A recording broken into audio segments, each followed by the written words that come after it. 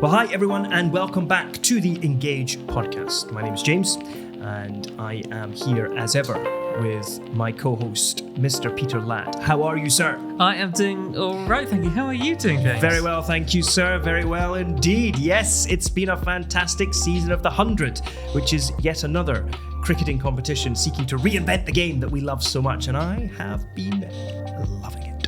Really? Oh gosh, I can't agree with you on that. Well, it's just not a test match, is it? No, it's not a test match. It doesn't pretend to be a test match. So the first day of 100, I think, was the day after the England-India series ended, and I felt impoverished. I just cannot compete. You. I feel sorry for you. I really do. I love my test cricket. It's the purest, highest, greatest form of the game. Indeed. But my goodness, the 100 has captivated my imagination because you've got the world's greatest players, including the one and only James Anderson, 43 years old, there or thereabouts, and he's still taking wickets in this brand new competition. Talk about pushing yourself at an advanced age in cricketing terms. How many wickets has he taken? Oh, wow. Well, I don't think it's all about the numbers. In fact, no, this proves my point. I often say Roger Federer is the greatest tennis player to ever play the game. What do? You always cite numbers back at me, and I keep saying, it's not about numbers, Peter. It's about Roger Federer as a religious experience. That was a headline in a New York Times article. No, I recall. Yes. So anyway, I've been enjoying the 100. But you've had some time away. You've had a holiday. All go well? Yeah, very nice. You've also had some time away. I probably have. Yeah, but I'm so busy that at work terms, that holiday. What holiday? No, that's very bad messaging. At Care, we encourage all our team to take the mandatory holiday that they're given, and we want them to rest, want them to Sabbath amidst the hard work. I feel like we also ought to explain something because we don't normally both look like this. No, that's right. Normally I look really smart and you look like a slob. Oh, that's that is harsher than I was expecting. I know. As I began that, I thought I'm just going to go there and see what pings back. But I think people watching will be struck by the fact that you've made a real effort today. They'll look at me and think, well, yeah, that's just how James dresses. But they'll look at you and think, goodness me, where's this guy? So do you want to just explain to everyone why are we both in suits? Well, we've been recruiting, which is a really exciting time. We've got a new role which we're hiring for to join us as content writer. We've had a day of interviews today. We've got some more coming up. Really, really exciting time for us here at Care. Purely to round off the thought on how we're dressed. I don't know whether I've told you this yet.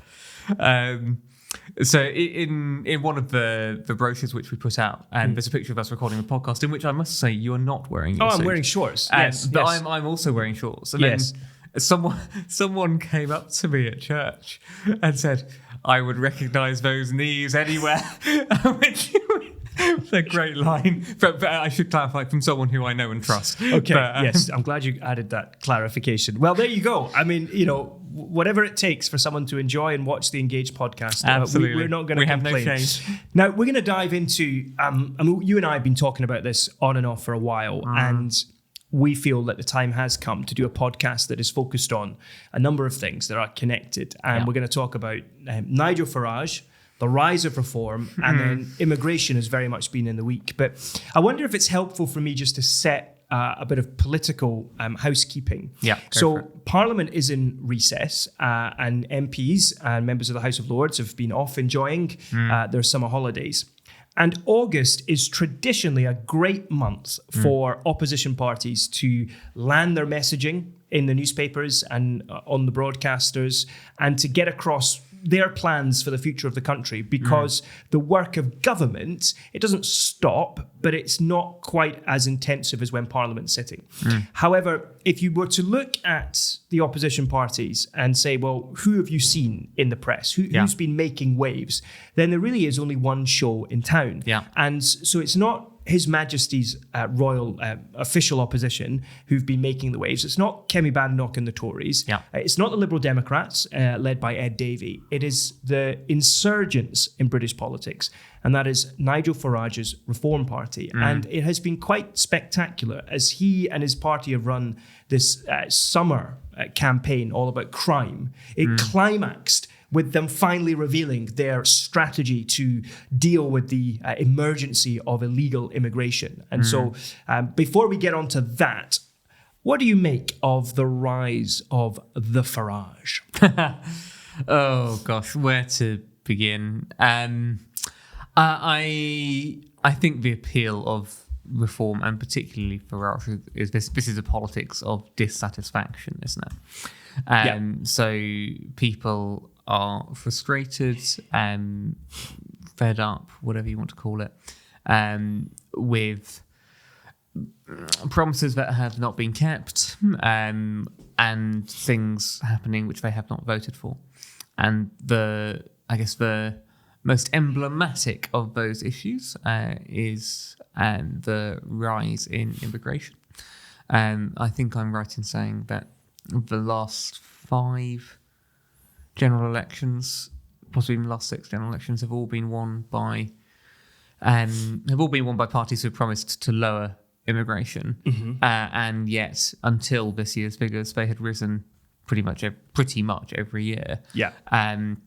To the point where I think it was the figures for 2022. At that point, the net migration levels were 764,000 more people coming to the UK than were leaving the UK, which is essentially adding a city the size of Manchester. That's right. And that's not what people have voted for. So people are frustrated with that.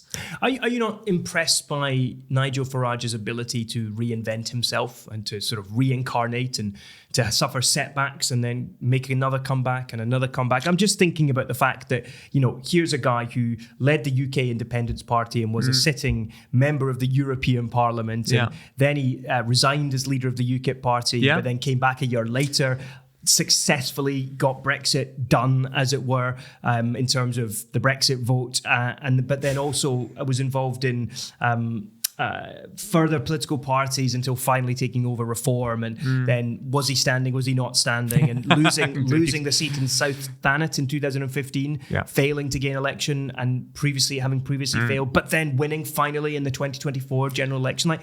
There's something impressive about him, isn't there? Yeah, I don't know whether I'd say he's reinvented himself, because he's sort of kept a pretty similar brand of how he does politics throughout. And I think I would also say, even though the official party name he's standing under may have changed, he has been pretty consistent in terms of how he's done things and has been integral to most of those parties. However, I think you are right in that there is something impressive in the sense of Nigel Farage, I would say, has had more influence on British politics probably than any other figure in the last 20 years, in terms of the impact of the things he has done.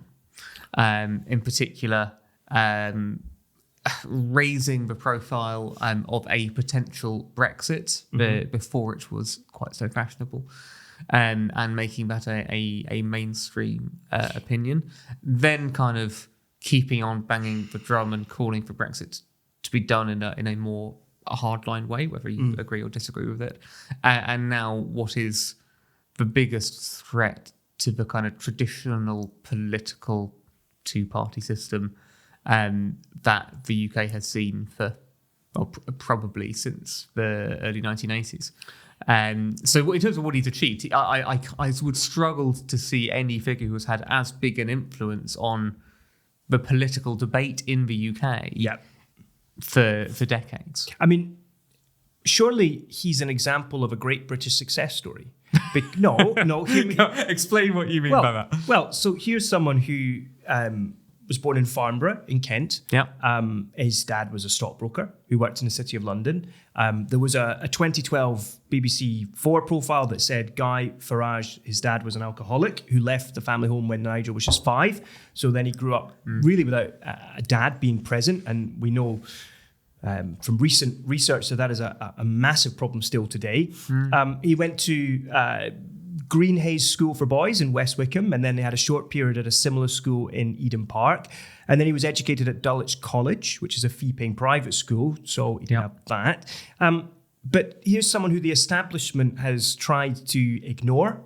He was dismissed by the then Prime Minister David Cameron as part of a party that was made up of fruitcakes and loonies. Infamously. And yet he has kept coming back for more. And, you know, if you set out with your goal of achieving independence from the European Union, amazing that he's managed to achieve that goal when, for example, there have been Scottish nationalists advocating for longer than Farage has been active in politics, and they've still not achieved their goal. So is this not a great British success story as someone from humble origins can rise to become such an insurgent force in British politics and achieve something as dramatic as the United Kingdom leave? Ultimately, his great policy aim was for the UK to leave the EU, and he's achieved it. Isn't it? Now he's potentially the next Prime Minister. Isn't that a great British success story? Oh, gosh. I feel like you're really setting me up for a fall with that one. No, but I suppose what I'm getting at is I'm trying to present not an apology for Nigel Farage, but I'm trying to kind of say, well, when you consider everything, we're Christians, we're followers of Jesus. We owe allegiance to one Lord, and that is Jesus. We do not slavishly follow any political leader or political leader. But precisely because I'm a Christian, aren't I then able to analyze Nigel Farage more accurately than others by saying and acknowledging where actually he's done well in life, where, you know, he's achieved things and go, I respect that even if I don't even like the outcome. Well, I think you can certainly. I know, but neither of us have yet given our own thoughts on Farage's politics. I think you can certainly say that Farage is highly effective at what he has been looking to do. There are questions which I think you could ask around whether the end justifies the means. I think you could make that case over. And this is not now specifically at Farage, but you could certainly ask questions around that over the way the Brexit debate was first of all conducted, and have statements been made there which were always true. Well, I think there's probably a general recognition that there was a certain degree of spin in some of the claims which were made or slapped on the side of buses. I think there could be questions raised around rhetoric which is being used and whether it necessarily fully honours in people when they are all individuals who are created in the image of God. So there are questions around the means he has been using. But you're right. I mean, in terms of the ends, he has been highly effective and successful. And he is, I think, a very shrewd politician. And he has a way of connecting with people. He is a very effective communicator. He's got sort of quite punchy style, which can go down very well in some quarters. And I think really what I would suggest that what Nigel Farage really represents is the way in which you can't just ignore problems or say they don't exist, and you can't just write things off as not worthy of debate. And the political establishment, I would suggest, has sometimes done that, particularly around issues like Britain's position in Europe or immigration, where people have sort of felt ignored for quite a long time, and that shouldn't happen.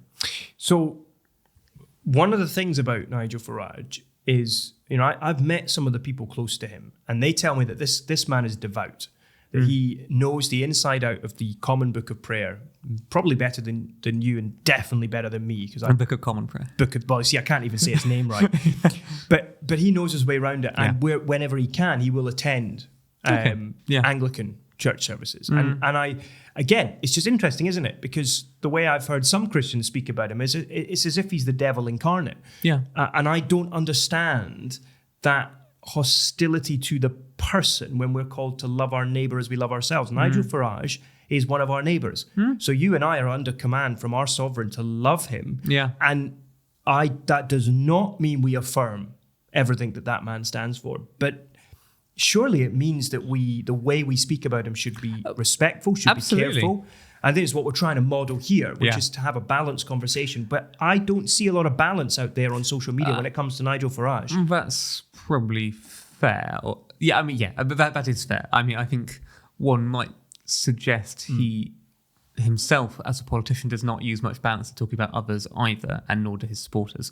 But that is not to excuse anyone's rhetoric on either side of a debate. And I think just to pick up on something which you did say there in terms of loving neighbour, this is why I think as Christians we should be so dead set against the way in which sometimes politicians are treated. And there was that infamous example, wasn't there, in the 2024 general election when a young lady threw a milkshake over him.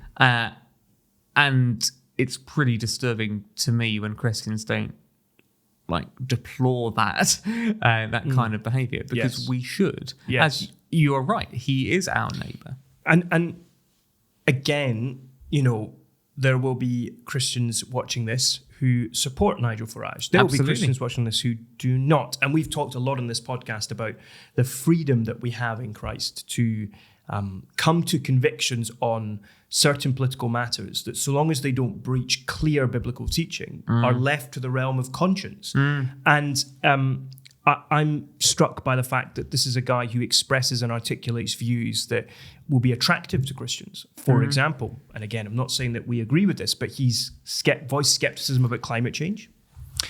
He is made some very interesting comments about the expansion of NATO and the European Union and how that provoked Russia's illegal invasion of Ukraine, which is, again, difficult to say. But also, he's talked about how he thinks the abortion time limit is too high and thinks it should be lower. Now, Christians are going to be all over that. And yet the flip side is that even during the summer, he's got himself in a bit of a pickle on the trans issue. Because he had, for example, someone who had been a prison governor, I think it was, giving their opinion on whether a biological man who identifies as a woman should be put in a woman's prison. And the answer was it should be judged on a case-by-case basis, which is an interesting sign of the times. That was immediately seized on, and that is not the right response to that. The answer is never, apparently. Do you know what I mean? So there's an interesting thing going on here where on the one hand, he espouses views that I think Christians will connect with. Yeah. But there are other areas where you think he's going to say one thing and then seems to either fudge it a bit. And I just wonder if that's because there's a world of difference between Nigel Farage of 2 years ago, an insurgent force in British politics, but no one really believed that he would ever become the Prime Minister of this country. And the Nigel Farage of the last 12 months, where that is what everything is about about positioning him as a statesman, as someone who could be Prime Minister of this country. And I've spoken to some of the guys near him. That is what they want. That is what they believe they have a responsibility to achieve, because they think if they fail, this country is lost. And that's the kind of language that they'll use. But I think it's fascinating because, again, it's the politics of grievance. It's the politics of fear. And it is investing a lot of hope in someone who's made like you and I from the dust of the earth and who will return to dust. Indeed. I think that's one of the big challenges, surely, from a Christian perspective, is Farage is seen by some as the saviour Britain needs. Well, he absolutely is not. Yeah. No one is. Jesus is the only saviour that the UK needs. Completely. I sound like some other prominent Christian leaders. Yeah, but I mean, in its own way, actually, I think the trans example you cited there is a fascinating one, because what Reform have not had to particularly try and do prior to now is articulate policies. Yes, and it's always much easier when you are in any form of opposition, isn't it? Yes. But when they were not even. Obviously, now we're still not officially the opposition. No. But when they were kind of clearly not the opposition in terms of support either, then they were very happy to make some very outlandish statements. But as soon as you kind of get a policy proposal, as happened on what you do with trans people who are prisoners, well, then you're starting to get into the world of difficult decisions and compromises and trade-offs and a world of grey as opposed to a world of black and white. I agree. And I think sometimes I've seen people say, oh, well, no one's scrutinizing their policies properly and the media are just, giving them a platform. but I've watched the press conferences that Farage has given, and I think two things are happening. I actually think the media are interrogating his policies and are asking some of the right questions. And we can come back to that. But I also think he's demonstrating a willingness to stand up there and try to answer them that I think is sadly lacking in other leading political figures, where either they take very, very scripted and planned questions that are agreed in advance. And I mean, I've been involved in this. I think there's a shift that's happened. I think 10 years ago, when it comes to campaigning, everything was controlled. So if a prominent political figure came up to do a speech in Scotland, for example, around the referendum, there were only questions from friendly people. The journalists weren't even allowed to ask questions, much as though they tried.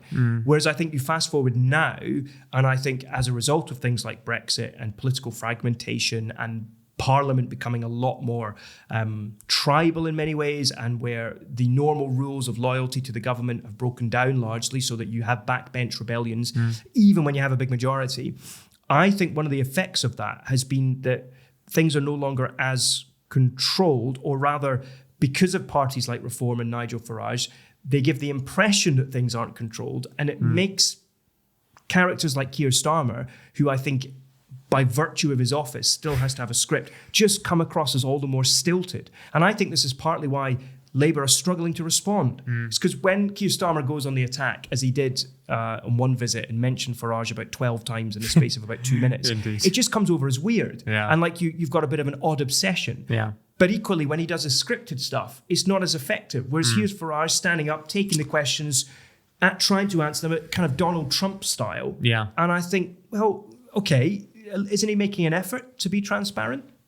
Well, I think the other difficulty which Keir Starmer has, and I think actually Rishi Sunak had before him, is they were almost trying to explain sometimes how difficult the decisions they're having to make are. And that doesn't connect with people. People want an easy slogan. And they want to hear that their problems can be magicked away, essentially. That's right. And so Keir Starmer standing up and saying, well, actually, this is quite a hard one, or we've got to kind of really weigh up competing things in this. That's never going to cut through. In terms of cut through with sort of the man on the streets, because they want to know, like, how are you going to fix my problem? Not what are the difficulties in fixing my problem? Absolutely. And I think that's where, the language that Reform and Nigel Farage are using, the language of, broken Britain and national emergency when it comes to illegal immigration, it is deliberately connecting with fear that's out there, very real fears that are out there. And so how do you respond to that fear-driven narrative as a Christian? Because, perfect love drives out fear. But at the same time, we must be on the side of truth. And are we simply saying, take the illegal immigration issue, for example, which we're going to come on to. Are we simply saying as Christians, nothing to see here, there is no problem here, it's all scaremongering, it's all just, whipped up by Nigel Farage and others to make political points, but actually we want to be welcoming, we want to have an open border policy, we want to bring people in. There are fellow brothers and sisters in Christ who would have views probably like that. Are they right? Are they wrong? How do we respond to that? I don't think you can just dismiss something as nothing to see here. I don't think it, on a whole load of levels, actually. I don't think it works in the sense of there actually might be something to see here, and therefore it may not be good government to actually just kind of let things develop. I also don't think it works in terms of what we were talking about earlier, where then people feel like they're not being listened to.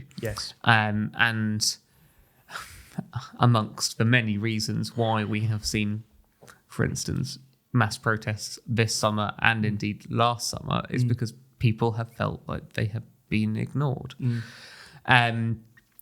So I guess to give one also relatively prominent recent example, there was a bit of a controversy over an article originally written by Robert Jenrick around whether crime is overrepresented amongst foreign nationals. To which the data, to me, I think is pretty clear. So one think tank found that foreign nationals are responsible for 15% of crimes, despite representing just 9% of people. And certainly there would be certain types of offence which are overrepresented in certain cultures. And that is also, I would have thought, just sort of like a matter of common sense, but different cultures value different things. And that is not to say that white British culture has got everything right all the time, because we will also have our own blind spots. And there may, I haven't actually looked into this, but maybe there might be certain types of crime which we are overrepresented in. Yes. But with all those caveats, when, as I think is the case, Sky News concluded that people who were from Afghanistan are 3 times more likely, or rather men from Afghanistan are 3 times more likely to be convicted of a sexual offence than people born in the UK. Some people claim it's actually more than that. Well, you can't just ignore something like that. You have to say there is an issue here, and it's not racist or xenophobic, in my view, to point that out. You have to think about 2 things. You have to sort of think about, well, how actually do we integrate and educate if someone has a right to be here? Because some people who are born in Afghanistan now will be British citizens, and therefore they do absolutely have a right to be here. And then I don't think it's unfair for people to then be raising questions around people for whom that legal right is still an open question. And to say, well, actually, there are people who would love to come from the UK from more places and more countries than just from Afghanistan. I'm still just using that one as an example rather than because it's necessarily the worst example. How do we weigh up the competing claims of people from different regions who will have different cultural values? And that seems to me to be just a matter of good government and discernment, promoting good, restraining evil, rather than something which is racist. And I think what this speaks to is the reactionary way that people on different parts of the political spectrum will talk about this issue, and the language that gets used. You know, when you use words like xenophobia, or when you use words like national emergency, very quickly what happens is the fact that we're talking about people who are made in God's image gets completely forgotten amidst all of this. And that's I think both sides in this debate are guilty of the same sin in that respect. And I also think that, and both you and I have written about this, that this is where the Bible's teaching is so helpful, because I don't think the Bible does teach an open border policy. No, not I think that in the law of Moses, you saw both. There was laws to do with the treatment of people who had a right to settle and who sought that right and who were willing to accommodate themselves in different ways to the culture and the religious life of Old Testament Israel. But you also saw that there was laws to do with the treatment of people who entered the country illegally. And the great strapline, God loves the foreigner, God loves the stranger. I think too often we use that as if it's speaking about absolutely anybody who is outside of the United Kingdom. Whereas biblically, that's not quite right. And I think you need to be more precise and you need to be more accurate, because often when you hear God loves the stranger, it's talking very specifically about those who come and have a right to remain. And I think that doesn't mean that you end up with an immigration policy that looks like Reform's immigration policy, but it gives you principles to work from. Well, I think there's a really helpful point you made. Well, there's several helpful points, but there's one particularly helpful one which I want to pick up. Please, which one of the many? So there are some things which apply to everyone. So we know, for instance, that everyone is created in the image of God. Or we know, again, that everyone is our neighbour. So we would pick something like that up from the story of the Good Samaritan, wouldn't we? Exactly. And that God, in a certain specific way, loves everyone that he has made. Indeed. So there are some things which apply to everyone.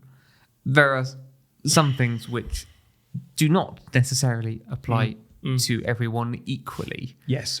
So we know, for instance, that within Old Testament Israel, there were effectively different types of people who were classified as foreigner and therefore they were treated slightly differently.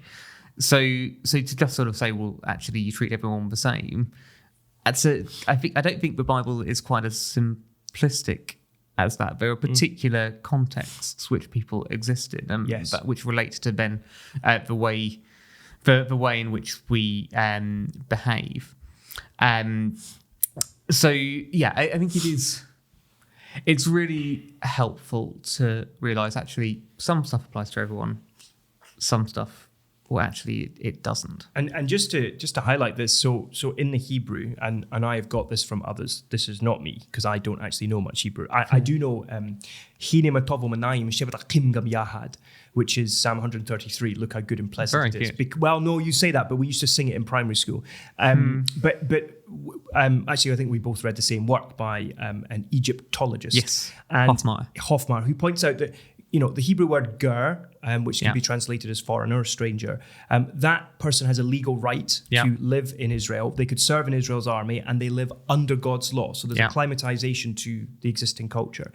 The word nekar, which is also used for the foreigner, they're someone who does not seek permission to live in Israel. They could be charged interest under the law, because there's this amazing bit where you have two texts where on the one hand it says, don't charge a foreigner interest, treat them as a fellow Israelite. And then you have another text that says, charge the foreigner interest, it's fine. And that's the explanation, is that the word used for the foreigner there are two different Hebrew words. Completely. And so what Hofmar argues is that ger is equivalent to a legal immigrant and nekar is equivalent to an illegal immigrant. Now, it should be said that you can read a work by Daniel Carroll, I think his name is, where he engages with Hofmar's work and disagrees with it.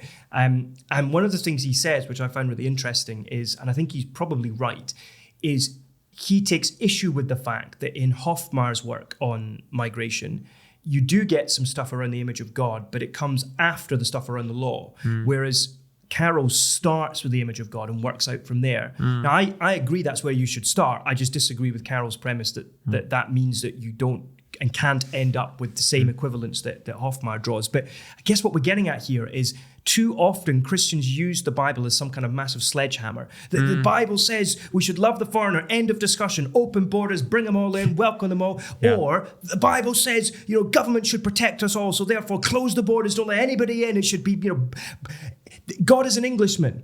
And you're kind of like, no, he's not. Like, he just isn't. And I'm so tired of this. People are co-opting God. They're taking his name in vain. They're using breaching the third commandment and sinning in doing so by co-opting God for political purposes. And it's just not right. And I think when it comes to this debate, I think even the manipulative way some people will talk about, this is how we show the love of God. No Christian's going to disagree with that. That does not mean you have to have an open border. I think I have two thoughts in response to that. The first is the difficulty with applying the Bible sometimes. The Bible does not answer.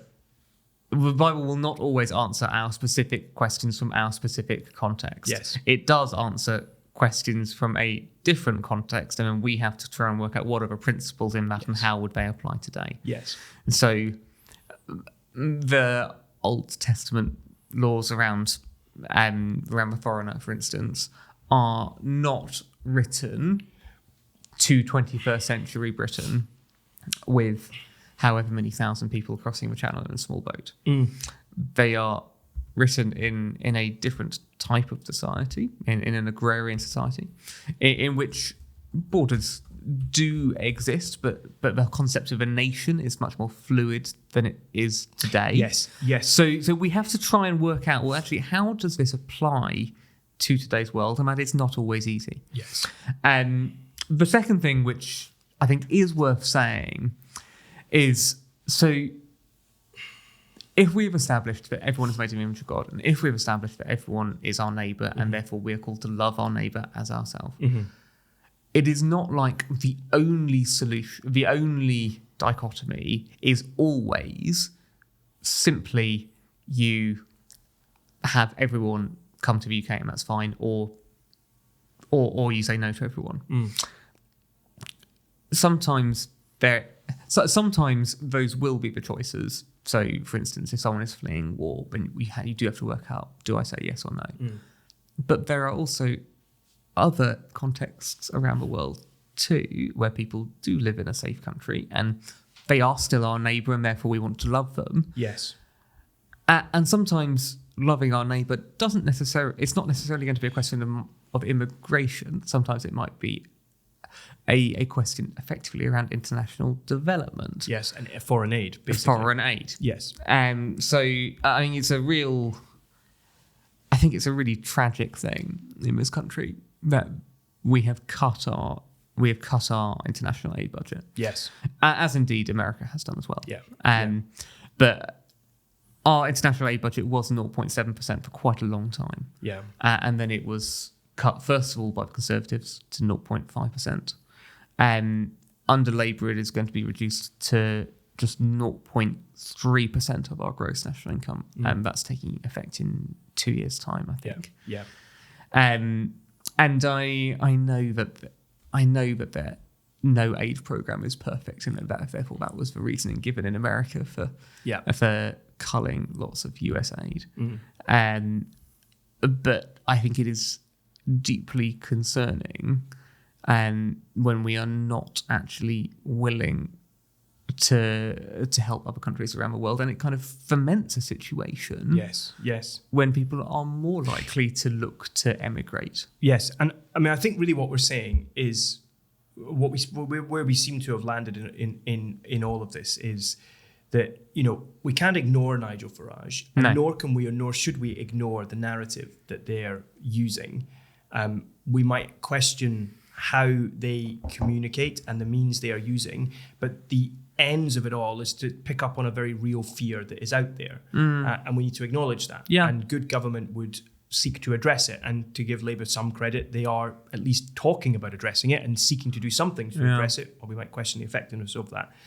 I think that we try to kind of offer some counterbalances to some Christian narratives about Nigel Farage, where we're saying, hold on, we don't want to just dismiss him because he's our neighbour, we're called to love him. But equally, we need to investigate in more detail some of his statements, some of the things he said, how he says on the one hand things that we can agree with, but on the other hand gets himself in a very big muddle over whether biological men should be put in women's prisons. You know, Nigel, the answer is no. So I think there's that tension. And then on the issue of immigration, I think you very helpfully there just talked about how, you know, applying the Bible to today is not easy or straightforward. And so in the rhetoric we use, that complexity should be recognised. And I think especially if you're going onto the national media to talk about this issue, it's hard because the national media don't want nuance, they don't want grey, they want black and white, and they want a sharp, distinguishing debate. So I think credit to those with the courage to go on and speak about this issue from a Christian perspective. Whether I completely agree with you or not, I give you credit for having the courage to go on the media to talk about it. But what we've distinguished between is, in the Bible, there is a difference between someone with a legal right to remain and someone who is an illegal immigrant. And so that, at the very least, along with the image of God, love of neighbour, should shape our immigration policy. So with all that in mind, I mean, have we even got time to talk about I think we should go on. I think we should cover it. Immigration policy. Because, go on. Well, so this is the climax of Nigel Farage's massive summer campaign when it comes to crime. And this is all about Reform have set out what they would do if they were in government to tackle what they've called uncontrolled illegal migration. And they basically, it's a strategy document that says there would be human rights law changes, there'd be mass deportations. So, for example, they think over the lifetime of a parliament, it is realistic to deport between 500,000 and 600,000 people. They're proposing to create secure facilities to hold 24,000 to be deported every month. And they also want to remove, basically, they're saying it would be an average of 158 people per flight. And they would do, obviously, a certain number of flights per day in order to meet this number over a parliament. And then they're basically saying that actually this would ultimately save the UK money because the cost of removing this many people effectively would be 10 billion, but it would save the country 17 billion. And so and that's because, they wouldn't be staying in hotels and they wouldn't be staying in this country for a very long period of time and all the costs associated. So it'd be a net saving for the country of 7 billion. And then they're also saying that they're going to pull out of the European Convention on Human Rights and the UN Convention Against Torture. And that will then give them much greater freedom, they claim, in order to remove people. They would introduce a Bill of Rights that would effectively do the same job, they say, as the ECHR, but would be different. And they're also going to pay people to leave, and they're potentially going to give cash to foreign governments to take people back. Yeah. And that might include the Taliban in Afghanistan. So I don't think that one's going to play very well. Let's just be clear. At the moment, we do not have clarity whether a reform government would or would not give money to the Taliban in Afghanistan as part of their ending the emergency of uncontrolled mass immigration into this country, or mass migration into this country. So that is quite a place to be. So they've gone big, they've gone bold, and I have some questions. What about you? I think the prospect of us paying the Taliban to take back people who have fled from Afghanistan is something I find really quite disturbing. That is not me saying I have the right answers to what we do about immigration, but that one I find pretty unpalatable. Yeah. I mean, there's a lot I think to say. The first is, as you say, they have gone big. I think there are genuine questions over whether it is going to be feasible to deport the number of people who they are talking about.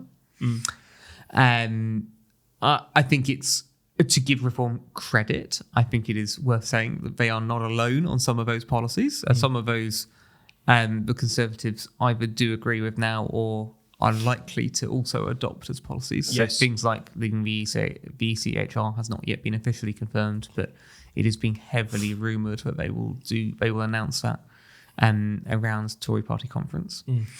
And I think it, again, to give Reform some credit, it is worth saying that some of the things which are being talked about there, and indeed the whole rhetoric around immigration, has changed a lot in Europe as a whole. So if you were to look at policies from other countries, such as Germany or Sweden or Denmark, or Italy as well, there has been a pretty dramatic shift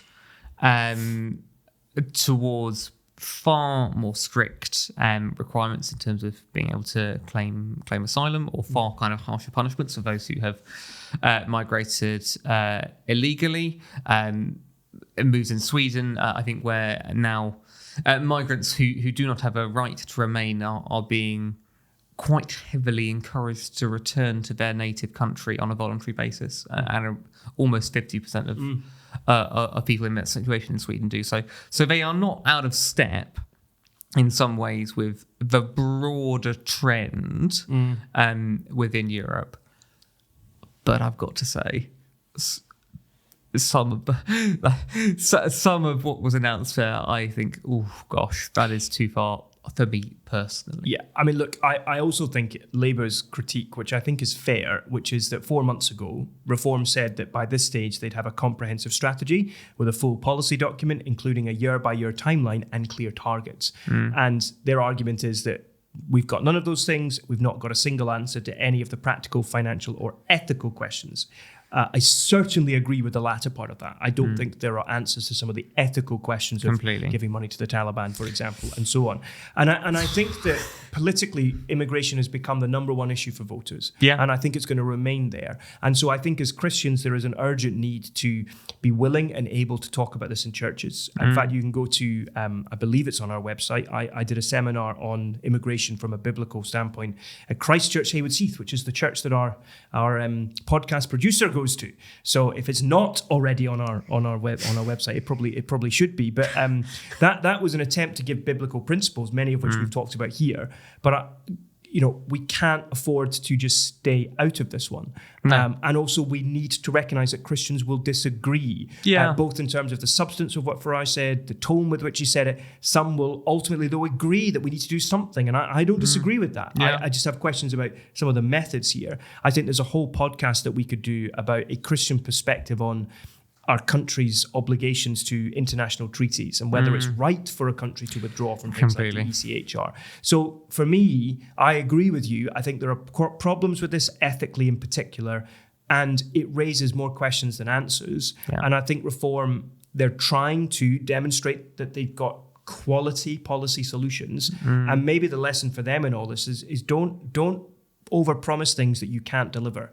At the end of the day, all of the things that were promised, that is a heck of a lot of work. Indeed. And this is a 6-month project that has culminated in a strategy document without the accompanying documents. And I kind of think, you probably should have maybe not overpromised 6 months ago. And I mean, things like unpicking the ECHR out of different things which we have signed up to. The ECHR is involved in the Good Friday Agreement. Yes. These are not going to be easy things for them to solve if they end up in that position. Yeah, indeed. So fascinating. More to come. We're entering party conference season, so you can expect announcements on immigration, I think, from the Conservative Party. Yep. Labour have set out their plan, but they say there'll be more legislation by the end of the calendar year. So I think we're going to have to revisit this on the podcast. And I think what I would love is for anyone watching who's found this helpful, if there are things about immigration, the Bible, and current politics that you would like us to talk about, then let us know. Let us know in the comments, get in contact with us.